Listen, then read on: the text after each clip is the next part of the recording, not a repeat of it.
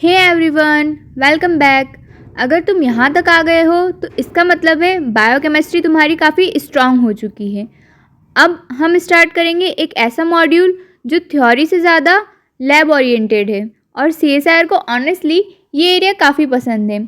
आज हम बात करेंगे प्रोटीन प्यूरिफिकेशन की। नाम थोड़ा टेक्निकल लग सकता है लेकिन कॉन्सेप्ट बहुत ही सिंपल है।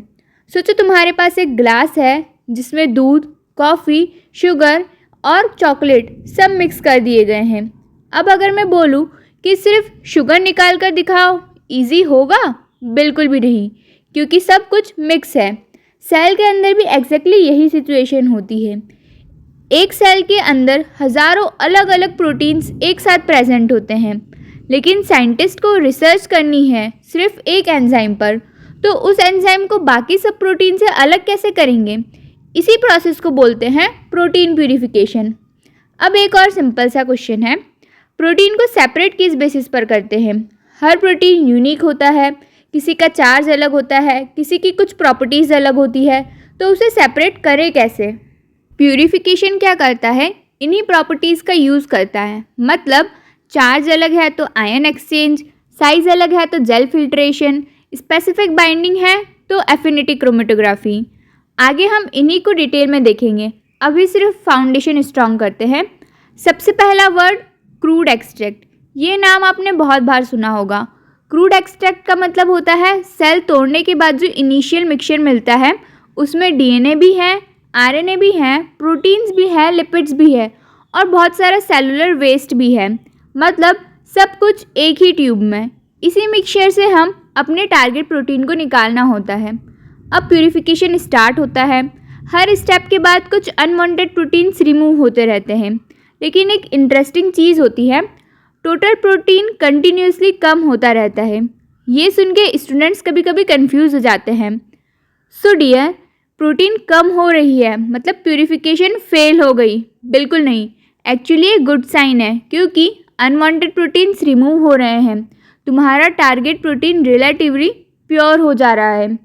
अब आता है सबसे इम्पॉर्टेंट टर्म, स्पेसिफिक एक्टिविटी। ये सीएसआईआर का फेवरेट कंसेप्ट है। स्पेसिफिक एक्टिविटी का मतलब होता है 1 मिलीग्राम प्रोटीन में कितनी एंजाइम एक्टिविटी प्रेजेंट है। सिंपल लैंग्वेज में बोले तो प्रोटीन की प्यूरिटी मेजर करने का तरीका। जितनी प्यूरिफिकेशन अच्छी होगी उतनी स्पेसिफिक एक्टिविटी बढ़ेगी। तो ये गोल्डन रूल याद रखना, purification increases, specific activity increases. कभी भी उल्टा मत करके आ जाना। एक एग्जाम्पल देते हैं। सपोज क्रूड एक्सट्रैक्ट में 1000 mg प्रोटीन है और एंजाइम एक्टिविटी 5000 यूनिट्स, तो स्पेसिफिक एक्टिविटी हुई 5000 डिवाइडेड बाय 1000, मतलब 5 यूनिट्स पर mg। अब प्यूरिफिकेशन के बाद मान लो सिर्फ 100 mg प्रोटीन बची है, लेकिन एक्टिविटी अभी भी 3000 यूनिट्स है, तो स्पेसिफिक एक्टिविटी हुई 3000 डिवाइडेड बाय 100, 30 यूनिट्स पर mg। देखा, प्रोटीन कम हो गई लेकिन प्योरिटी बहुत ज़्यादा बढ़ गई, इसीलिए स्पेसिफिक एक्टिविटी इंक्रीज हुई। अब दूसरा इंपॉर्टेंट टर्म आता है फोल्ड प्यूरिफिकेशन। नाम से ही समझ आ रहा है कितनी बार प्यूरिफिकेशन इम्प्रूव हुई। फॉर्मूला इसका बहुत सिंपल है, fold purification is equals to final specific activity divided by initial specific activity. अगर शुरू में स्पेसिफिक एक्टिविटी 5 थी और एंड में 30 हो गई, तो फोल्ड प्यूरिफिकेशन 30 डिवाइडेड बाय 5 यानी कि 6 फोल्ड्स। बस इतना ही, कोई रॉकेट साइंस तो है नहीं। अब एक और टर्म आती है रिकवरी या यील्ड। सपोज शुरू में एंजाइम एक्टिविटी थी 5000 यूनिट्स और बाद में 2500 यूनिट्स बची, तो रिकवरी कितनी हुई? 50%। मतलब आधी एंजाइम प्यूरिफिकेशन के दौरान ही लॉस हो गई। ये नॉर्मल है, रियल लैब में कभी भी 100% रिकवरी नहीं मिलती है। इसलिए प्यूरिफिकेशन में हमेशा एक बैलेंस मेंटेन करना पड़ता है। बहुत ज़्यादा प्यूरिटी चाहिए तो यील्ड कम हो सकती है, बहुत ज़्यादा यील्ड बचानी है तो प्यूरिटी से कॉम्प्रोमाइज़ तो करना ही पड़ेगा। ये practical trade of her lab scientist face करता है। सीएसआईआर इसी लॉजिक पर क्वेश्चन बनाता है। कभी प्यूरिफिकेशन टेबल दे देगा, कभी स्पेसिफिक एक्टिविटी पूछ लेगा, कभी फोल्ड प्यूरिफिकेशन, कभी रिकवरी। फार्मूले याद करने से ज़्यादा लॉजिक समझना इम्पॉर्टेंट है। अब एक शॉर्टकट याद रखो, हर प्यूरिफिकेशन टेबल देखते ही सबसे पहले ये चेक करना टोटल प्रोटीन जनरली डिक्रीज़ होनी चाहिए, स्पेसिफिक एक्टिविटी इंक्रीज होनी चाहिए, फोल्ड प्यूरिफिकेशन इंक्रीज होता जाएगा और रिकवरी का परसेंट यूजुअली डिक्रीज होती है। अगर एग्ज़ाम में कोई टेबल इस पैटर्न के अपोजिट हो तो तुरंत अलर्ट हो जाना, या तो डाटा गलत है या वही क्वेश्चन का ट्रैप है। अब स्टार्ट करते हैं प्यूरिफिकेशन की first major technique, ion exchange chromatography. और यही CSIR का फेवरेट क्वेश्चन है इस मॉड्यूल में से। लेकिन टेंशन मत लो, आज के बाद एनायन और कैटायन एक्सचेंजर कभी मिक्स नहीं होगा। सबसे पहले प्रिंसिपल समझते हैं। हर प्रोटीन का एक नेट चार्ज होता है, कोई प्रोटीन पॉजिटिव होता है, कोई नेगेटिव, और इसी चार्ज का यूज़ करके प्रोटीन्स को सेपरेट किया जाता है। अब इमेजिन करो तुम्हारे पास एक कॉलम है, उसके अंदर बहुत सारे छोटे छोटे बीड्स हैं और इन बीड्स को बोलते हैं रेजिन।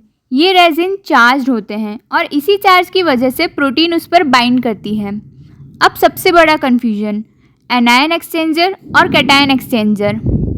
इसके लिए ट्रिक देती हूँ जिससे आप कभी भी नहीं भूलोगे। Rule number 1, anion exchanger anions को बाइंड करता है और एनायंस का चार्ज होता है नेगेटिव। तो अगर नेगेटिव प्रोटीन को पकड़ना है तो रेजिन का चार्ज क्या होना चाहिए? Obviously positive. यही पूरा लॉजिक है। सबसे फेमस एग्जांपल है DEAE सेलुलोज। ये पॉजिटिवली चार्ज रेजिन है और ये नेगेटिव प्रोटीन्स को बाइंड करता है। अब दूसरी साइड है कैटायन एक्सचेंजर। ये किसको बाइंड करेगा? पॉजिटिव प्रोटीन्स को। तो रेजिन कैसा रहना चाहिए? नेगेटिव। इसका एग्जांपल है CM सेलुलोज। एक लाइन याद रखो, DEAE positive resin, negative protein binding, CM negative resin, positive protein binding. यही 90% क्वेश्चन सॉल्व कर देता है। अब एक प्रैक्टिकल एग्जांपल, सपोज मिक्सचर में 3 प्रोटीन्स है, एक पॉजिटिव, एक न्यूट्रल, एक नेगेटिव, और तुमने DEAE कॉलम यूज़ किया। क्या होगा? नेगेटिव प्रोटीन रेजिन से चिपक जाएगा, पॉजिटिव प्रोटीन सीधा बाहर निकल जाएगा, न्यूट्रल भी मोस्टली पास हो जाएगा। अब सवाल तो यहाँ आता है कि जो प्रोटीन बाइंड हो गई है उसको बाहर कैसे निकालेंगे? इस प्रोसेस को बोलते हैं इल्यूशन। इसका सबसे कॉमन मेथड है salt gradient. Generally NaCl use होता है। इसका लॉजिक समझना, प्रोटीन रेजिन से इलेक्ट्रोस्टैटिक अट्रैक्शन की वजह से चिपका हुआ होता है। अगर हम बहुत सारा NaCl डाल दें तो सॉल्ट के आयंस प्रोटीन के साथ कंपटीशन करने लगेंगे और धीरे धीरे प्रोटीन रेजिन से छूटकर बाहर आ जाएगा। इसी को बोलते हैं सॉल्ट इल्यूशन।